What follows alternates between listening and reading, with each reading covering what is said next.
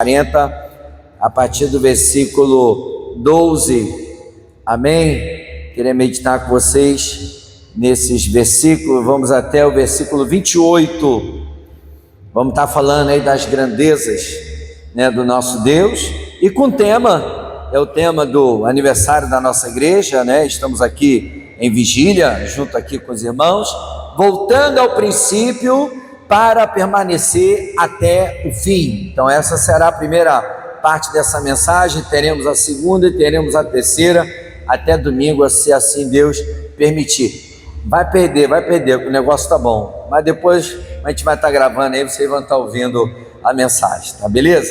Então vamos lá, assim diz Isaías 40, a partir do versículo 12: quem mediu as águas na concha de sua mão, e tomou a medida dos céus com a palma da mão, e mediu o pó da terra com uma medida, e pesou em balança os montes e as colinas em pratos de balança.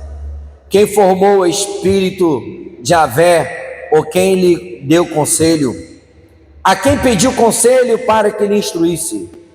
Quem lhe fez entender o caminho da justiça? Ou lhe ensinou conhecimento? Ou lhe mostrou o caminho da inteligência?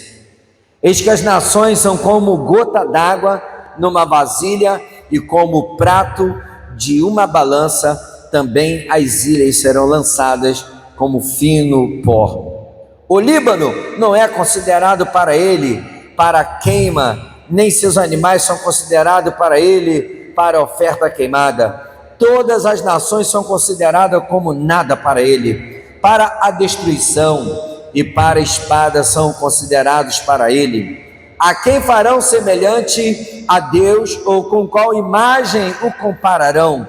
A imagem, o artifício, a quem fabrica, é o ourives de ouro e recobre o ourives e fixa com a prata. Escolhe uma madeira que não apodreça, busca um carpinteiro que o atalhe com sua destreza, e firma um ídolo para que não se mova.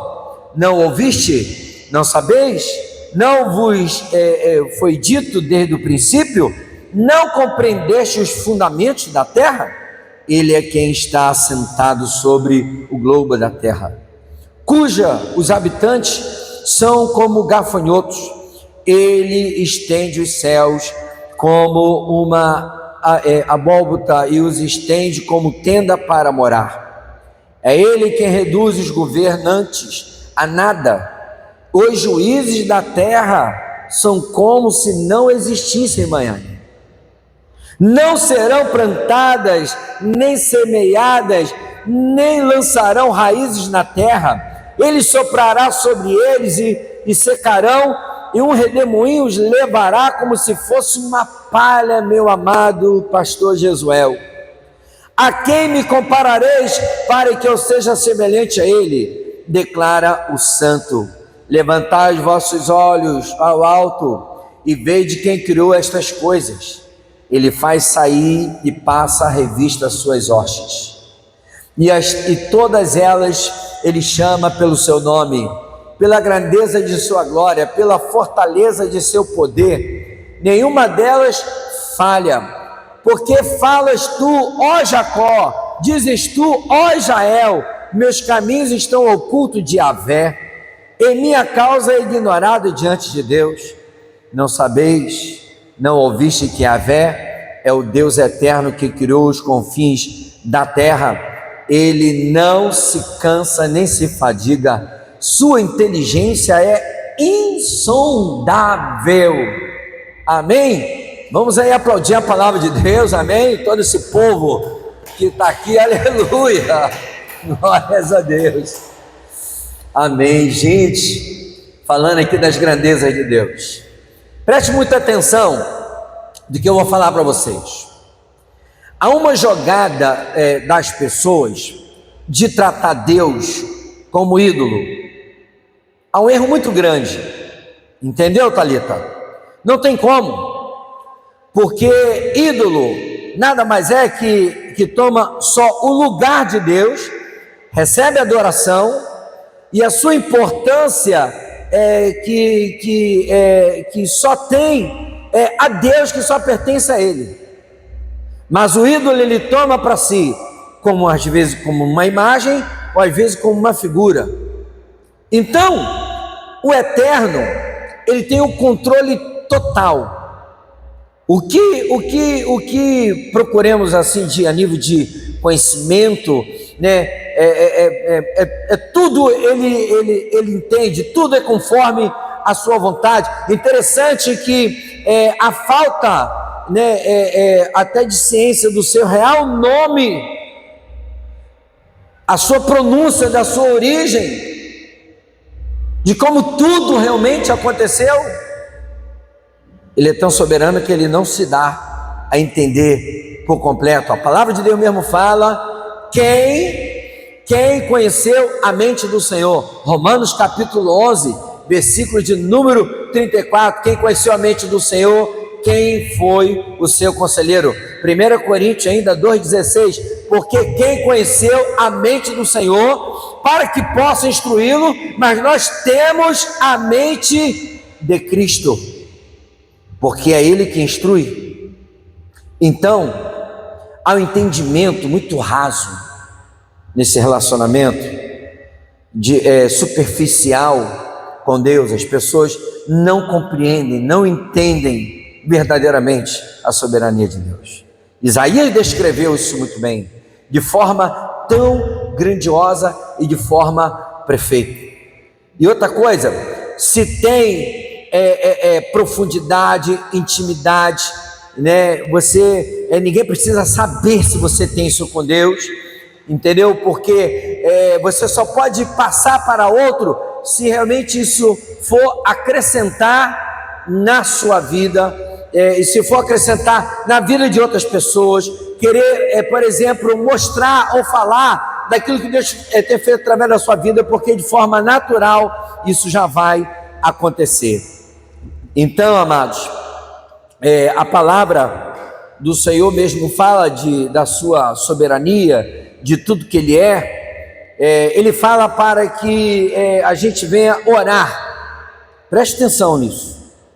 Mas ao mesmo tempo também Ele fala para que você não deve ficar preocupado, não deve ficar ansioso, porque os lírios e aves são atendidos, como diz em Mateus capítulo 6, 28 a 30, que diz: eles não trabalham nem tecem. Contudo digo a vocês que nem Salomão em todo o seu esplendor vestiu-se como um deles. Se Deus veste assim a erva do campo, que hoje existe, não fará muito mais por vós, ó homem de pouca fé. Olha só o que ele fala.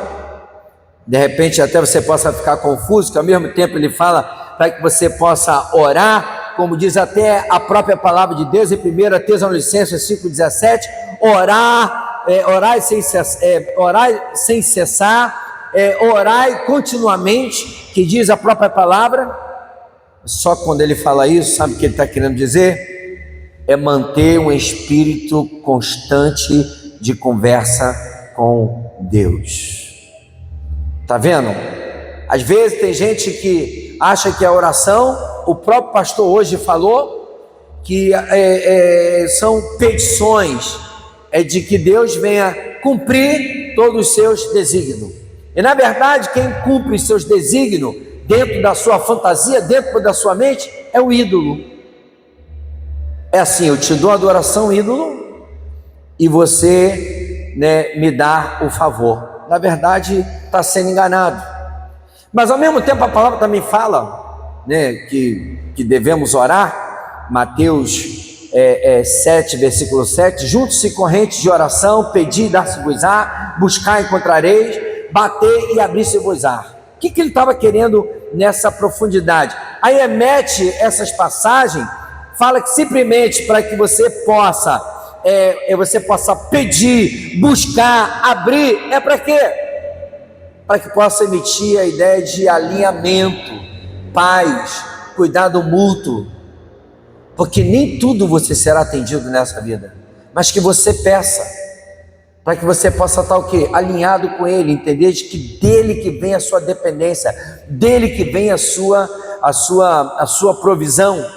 E a palavra também de Jeremias, capítulo 29, versículo 12: então me invocareis, e ireis, e orareis a mim, e vos ouvirei, e buscar-me-eis, e me acharei, quando me buscar de todo o vosso coração. Mas tem condição, mas tem a forma.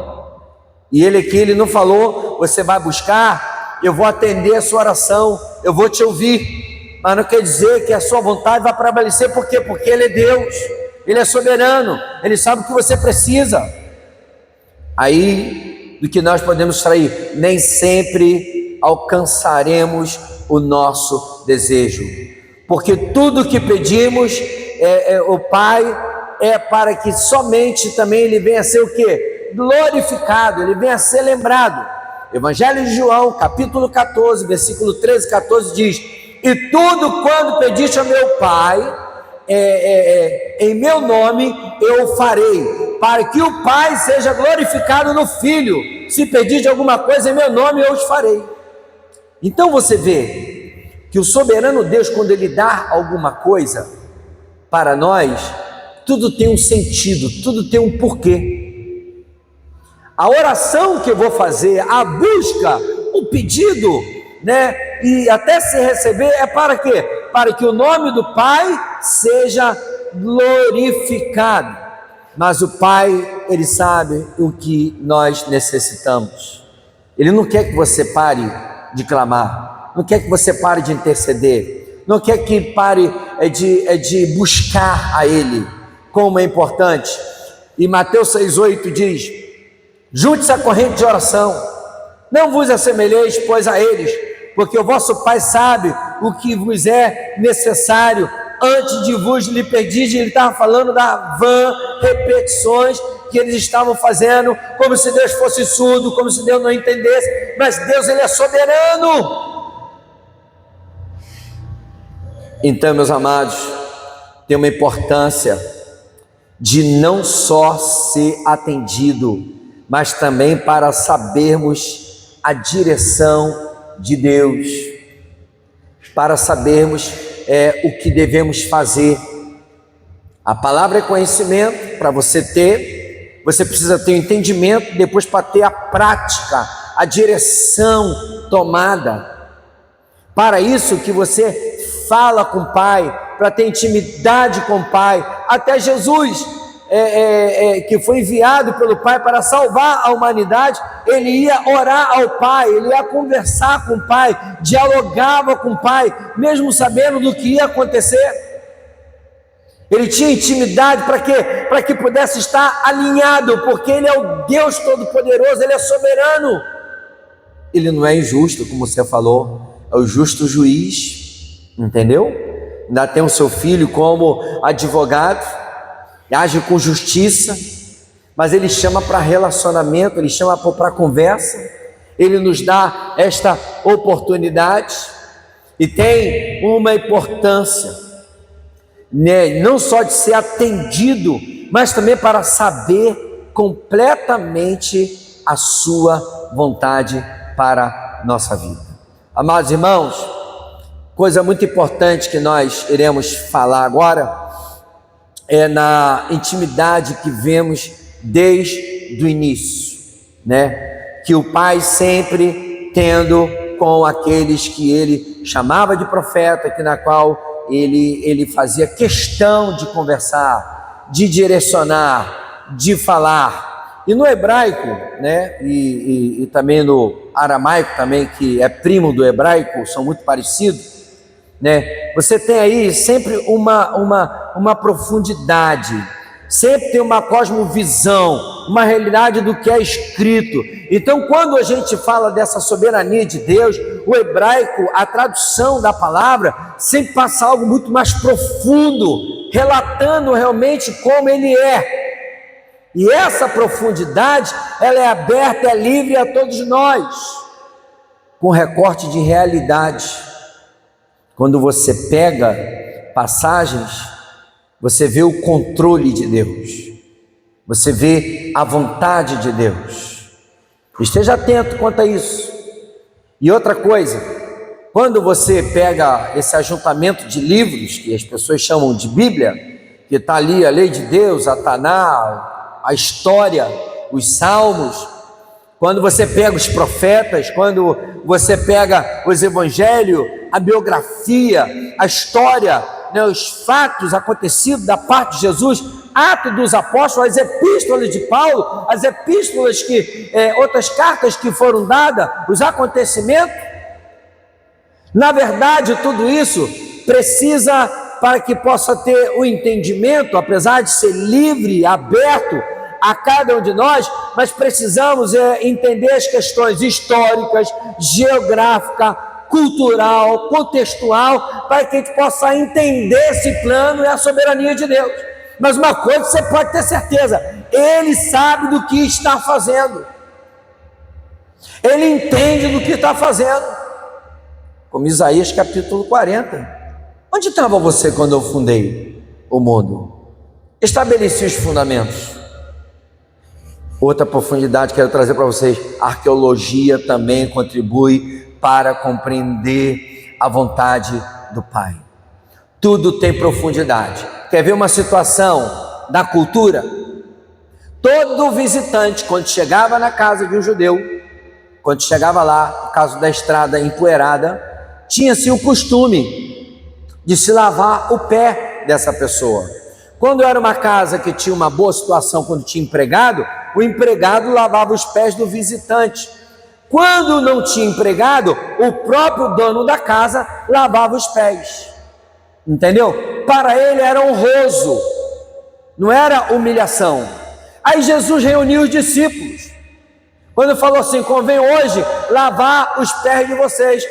Então Pedro não aceitou. Como pode Jesus, o Filho de Deus, se submeter a lavar meus pés?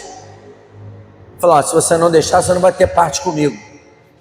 E ele permitiu, não só os pés, mas o corpo inteiro, mas não precisava. E Jesus, para mostrar a sua soberania, a profundidade do que ele estava fazendo, ele lavou os pés dos discípulos, sendo o Senhor, tendo toda a autoridade da parte do Pai, em unidade, ele e o Pai sendo um, ele lavou os pés do discípulo. Por isso que eles ficaram espantados, por isso que eles ficaram pasmados. Então você vê a profundidade da cultura, como traz para a gente essa profundidade. Não basta dizer só que ele foi humilde, mas olha como era a cultura daquele lugar. Olha, quando você pega a profundidade das escrituras do hebraico, daquilo que está dizendo realmente cada palavra, perdemos às vezes, Talita, profundidade do que a palavra tem para mostrar para cada um de nós, e como é importante. E ele, como falou na passagem do Evangelho de João, capítulo 13, versículo 14 e 15, ora, se eu, Senhor e Mestre, vos lavei os pés, vós deveis também lavar um dos outros, porque eu vos dei o exemplo para que eu vos fiz, façais vós também. A paz que Deus soberano, como sempre, usou seu Filho, como sempre, na profundidade de cada história, nada foi do acaso. Se você pegar cada passagem, se você pegar cada profundidade, ali você vai ver a conexão que Deus faz, a soberania que Deus faz, os astros, as estrelas, os planetas, tudo que Ele faz, os tempos, as estações. Por quê? Porque Ele é soberano, Ele é esse Deus, nosso Deus, como louvamos, Ele é soberano.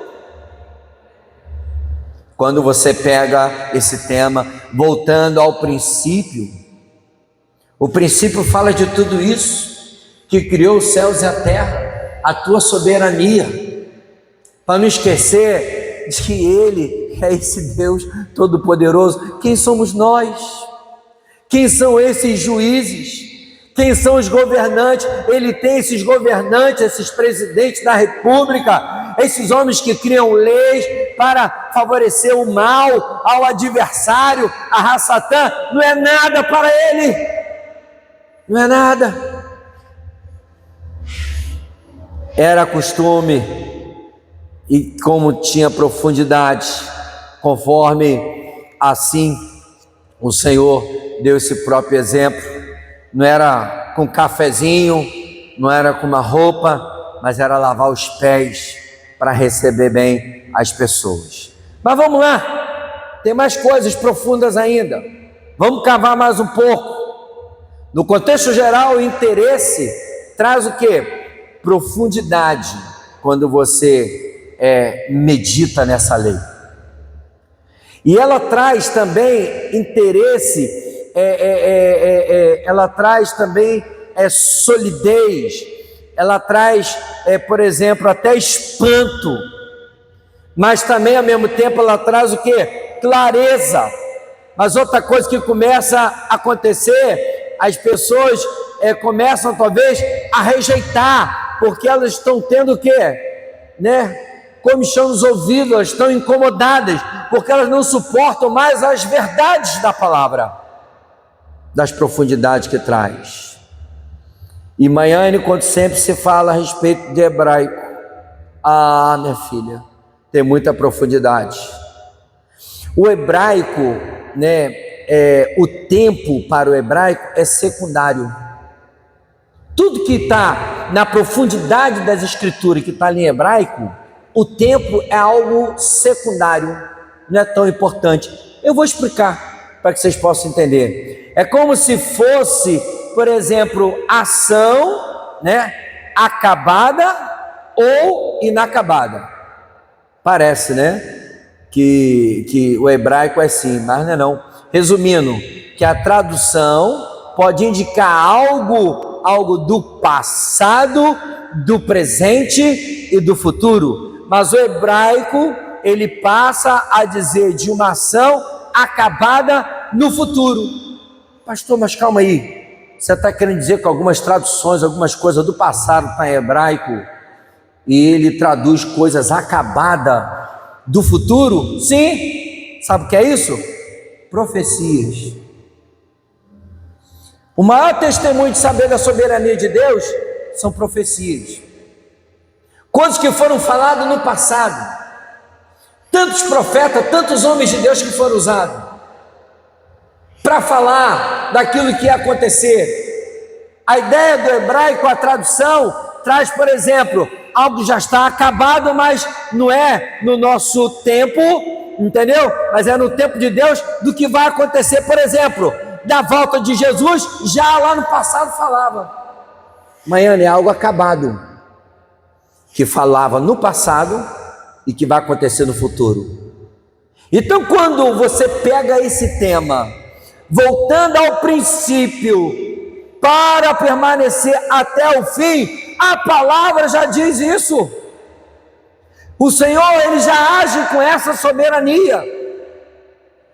Desde quando o pecado veio, a serpente, de forma astuta, enganou Eva, enganou o Adão, falou: olha só, você terá sua condenação, você será esmagado, serpente. Já tinha traçado. Então isso tem a ver com o hebraico. O hebraico passa isso. É coisas que eram do passado, e coisas que é do presente, e coisas que são do futuro. Coisas acabaram do futuro, já está determinado por Deus. Quando Deus mesmo, ele traduz na sua palavra, ele fala: eu sou o que sou, não é isso? A tradução disso, sabe o que está querendo dizer? Do eu sou o que eu sou? Eu serei o que serei. Rapaz, é muito profundo isso. Entendeu? Sim, é Isaías capítulo 2, é onde a gente vai entrar. Então, as profecias, ela tem uma conotação de acontecimentos e fala dirigida quem quer que seja e será cumprida, porque ele convém que venha cumprir todas as suas promessas através dos profetas de homens de Deus. Daquilo que ele falou no princípio, ele vai cumprir até o fim. Quando ele fala da promessa que o teu filho virá e vai estabelecer o teu reino, isso vai acontecer. voltando ao princípio do que foi ensinado, para permanecer até o fim. Meu Deus, é tremendo, isso é muito profundo. O que temos da parte do Eterno são as promessas que serão cumpridas segundo sua vontade através dos profetas. Não interessa os profetas, ele usou quem ele quer. As profecias não são controláveis, não são manipuláveis. Ninguém podia parar o profeta, ninguém poderia parar aquele homem de Deus usado por Deus com boca de fogo para anunciar juízo, muitas das vezes para muitos que não queriam atender à vontade do Senhor. Então, amados irmãos, se tiver falha na profecia, se tem falso profeta, o homem que é culpado, mas não é Deus que é culpado. Não é Deus que é culpado. Então, e os homens de hoje, muitos, são como? Os homens com suas mentiras, o homem com suas pequenez. Por exemplo, eles falam muito do que eu acho, é assim que aprendi, é assim que entendo, é assim que me cabe, eu acho que é dessa forma. Mas não, Deus, ele tem a sua vontade. Então, se voltar para as primeiras coisas, se faz necessário saber observar, seguir, procurar entender o que está escrito, uma tradução hebraica, para que você possa pegar a profundidade, para que você possa pegar o alinhamento, ou daquilo que você tem que ter para a tua vida, porque a própria lei de Deus fala que é o que para a nossa vida? Ela é instrução, simplesmente é isso, entendeu? Então, vamos usar hoje então uma profecia, quero passar para vocês, Isaías capítulo de número 2, e ali tem uma profundidade, para que a gente possa, do início do que foi falado para chegar ao tempo do fim, entendeu? Porque ali fala coisas importantes. Falaremos aqui, Isaías 2, sobre a exaltação do monte do templo, o julgamento de toda a terra e a paz final com a vida do Messias. Tudo Isaías capítulo de número 2. Quando se fala da casa do Senhor, de Sião, da onde que se aprendeu, que veio a lei, o capítulo junta duas visões: a do monte do Senhor com as nações afluindo, e a Sião e a guerra dando lugar à paz, como mesmo fala lá na palavra de Deus, de Isaías capítulo 2. Mas o dia do Senhor contra toda soberba humana, quando a gente pega a palavra de Isaías que diz, e a lição central é que a grandeza vem de se submeter-se a Deus, porque tudo que o homem confia, além dele, será abatido, para que o Senhor seja exaltado. A casa de Jacó está cheia, de ídolos do mundo, do que nós falamos ainda agora. As pessoas preferem ídolos do que o próprio Deus. Quando você pegou o texto, você leu comigo, vendo a soberania, falando quem mediu as águas na concha da sua mão. Um ídolo pode fazer isso? Quem formou o espírito de Javé, quem lhe deu conselho, um ídolo pode fazer isso? Ele pode fazer? Eis que as nações são como gota d'água numa vasilha. Um ídolo pode fazer isso? Ter o poder sobre isso? E quem farão semelhante a Deus, ou qual imagem o compararão? Ele não mostrou sua imagem, ele só mostrava a sua glória, o seu brilho. Por quê? Porque não tem nada que possa comparar. Mas a imagem não. Um ídolo, muita gente, ele acompanha um ídolo, porque o ídolo te favorece alguma coisa. Por exemplo, o ídolo cantor, porque ele gosta daquela música. Ele não se importa com a vida daquela pessoa, se ela tem caráter, se ela é boa, ou se ela corresponde, não importa. O importante para ela é ser atendida na música que ela gosta, daquele ídolo do cantor. Com Deus não é assim. Deus é perfeito, Ele é soberano, Ele é criador. você pode confiar. Então, aceite isso, largue esses ídolos. Tem gente fazendo, por exemplo, os seus bens o seu ídolo, a sua casa o seu ídolo, seu dinheiro o seu ídolo, faz de homens o seu ídolo. Então fica muito a troca, eu te adoro, ídolo, e você também faz a minha vontade. Mas o nosso Deus, Ele só vai fazer tua vontade se Ele quiser, porque Ele é soberano, porque Ele é maior do que nós. Isso aí tem que estar de acordo com a vontade dEle. E como nós aprendemos aqui, que a tradução do hebraico, que dá a entender de que são coisas que é do passado para o presente e pode determinar o acabado do futuro. Entendeu? Quem que pode fazer isso? É um ídolo? Ele fala, né? Ele fala, ele pode falar, ele pode determinar, né, de que coisas podem parar, como o mar se abrir ou chover. Não tem como. Então, amados irmãos, né? E o Senhor começa em Isaías capítulo 2 a exortar, então, e fala que Deus, Ele abandonou o seu povo ao seu estado atual, porque a casa de Jacó estava cheia dos costumes pagãos, adivinhações, aliança com estrangeiros, práticas proibidas na lei, né? Eles deviam buscar a confiança no Senhor, mas sempre buscava tudo que era oposto. Quando fala, voltando ao princípio, para permanecer até o fim, é para buscar o certo, buscar uma tradução certa, buscar o caminho certo. Entendeu? Não adianta. Do que estão seguindo hoje, não vai dar em nada. Ídolos, na sua mais exaltação. Isaías capítulo 2, versículo 8, que diz: também a sua terra está cheia de ídolos. Inclinam-se perante a obra das suas mãos, diante daquilo que fabricaram aos seus dedos. Eles fabricavam os ídolos e ficavam diante daquilo que eles criaram com a própria mão. Quem criou a Deus? Quem pôde dar conselho a Deus? Quem estava no firmamento? Jó, onde estava você, como você bem falou, quando criei todas as coisas? Esse é o nosso Deus, o soberano, o todo-poderoso. Amados irmãos, ainda Isaías 2:11, os olhos altivos dos homens serão abatidos, a sua altivez será humilhada, e só o Senhor será exaltado naquele dia. Qual dia?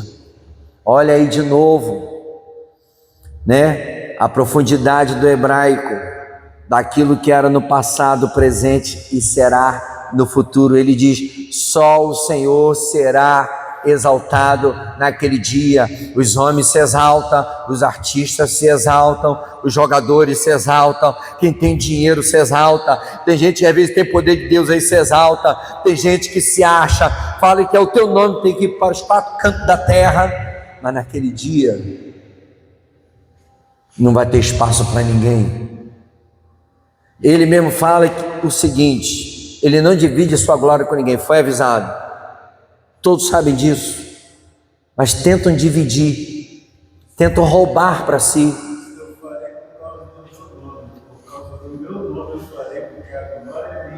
Viu? Por causa do meu nome eu farei, porque a glória é minha. O Senhor falando. Acabou. Aleluias, é verdade. Aleluias. Somente o Senhor será exaltado. E o significado de Isaías capítulo 2, né? Ele se conecta com Cristo e o Evangelho. Por isso que eu escolhi a profecia, a palavra de Isaías, esse capítulo 2. A visão das nações reunidas, a exaltação exclusiva do Senhor, apontam para o Evangelho. O que vai acontecer? Isaías 2 se conecta com Cristo de várias maneiras. Vamos lá. As nações que afluem a Sião, a visão do monte do Senhor, começa a se cumprir quando o evangelho de Cristo é levado a todas as nações, como diz em Mateus capítulo 28, portanto, ide fazer discípulo a todas as nações, batizando elas, como diz a palavra. Então já está se cumprindo. A palavra chegando a todas as nações, então o juízo também vai chegar a todas as nações.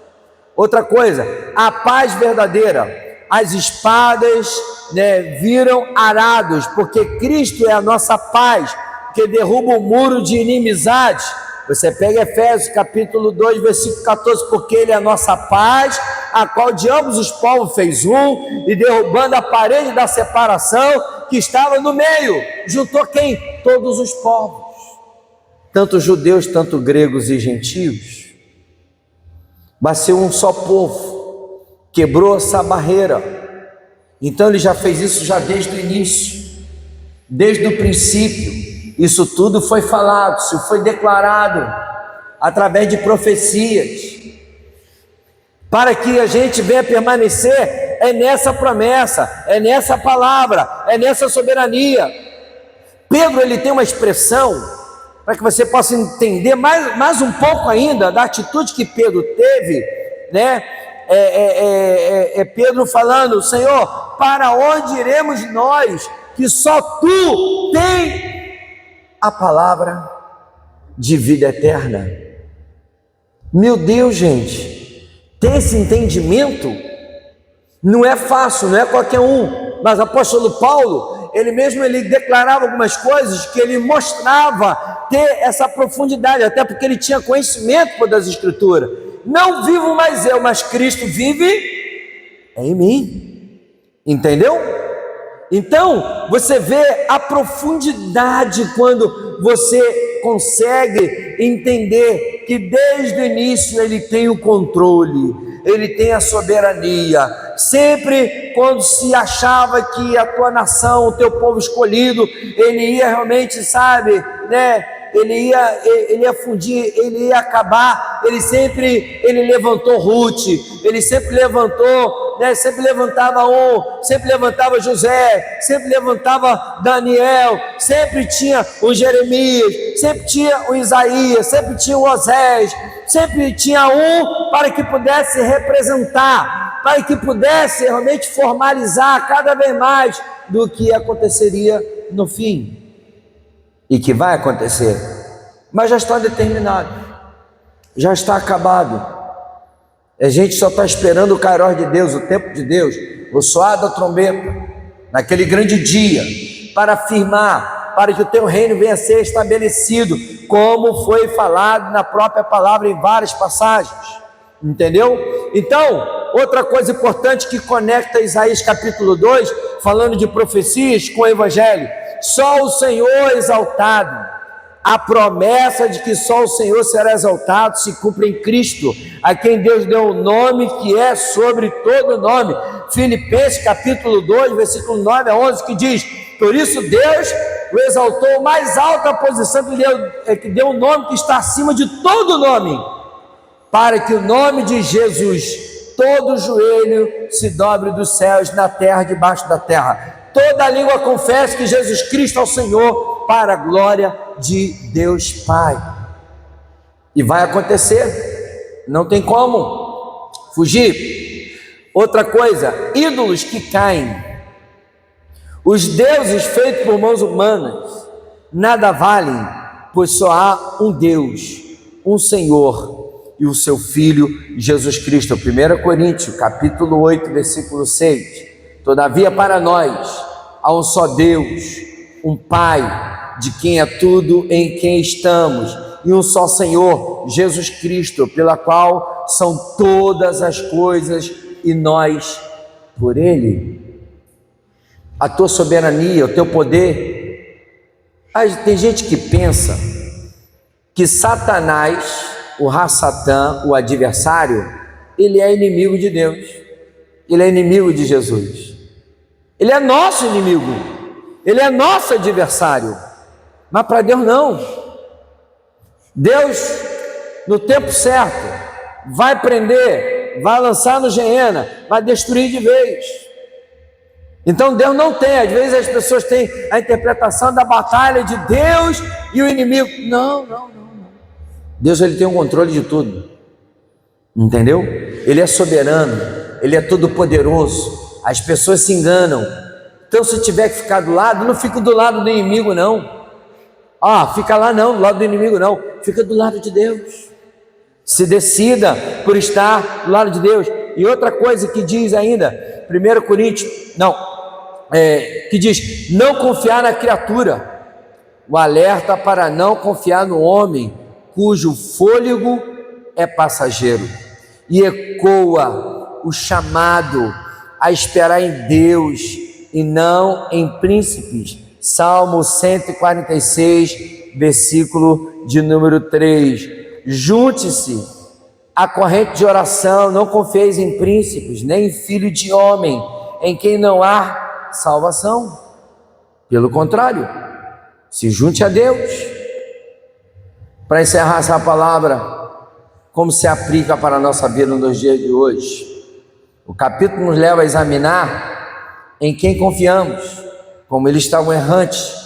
Ali, quando fala Isaías capítulo 2, alerta que o orgulho precede a queda e apresenta a visão de paz sobre o governo de Deus, não do mundo, dessa falsa paz e que virá. Ele nos chama a não nos apoiar no que é passageiro, como riqueza, como poder ou capacidade própria, mas andar na luz do Senhor, o único que permanece quando tudo é abalado. Os ídolos caem, eles quebram, precisa de pintura, entendeu? Os templos eles caem, igrejas fecham, homem cai, homens se afastam, homens se abalam, homens se atribulam, mas Deus não. Deus é Deus, e ele continua, fala, eu sou o que sou, serei o que serei. Então tudo que aconteceu no princípio, entendeu? Temos que permanecer nesse princípio, carregarmos conosco, dentro do nosso coração, na tábua do coração, para que possa permanecer até o fim, entendeu? Porque não acabou. Para Deus já está acabado, para Deus já está determinado. É isso aí. Isso aí. É isso aí. E Deus é como um avião. Já viu como um avião? Essa semana a gente viajou de avião. De cima do avião, assim, na janela, você consegue ver o que passou. Você olha embaixo e consegue ver a frente. Assim é o nosso Deus, todo soberano, todo poderoso. Amém? Que Deus abençoe a todos com essa palavra.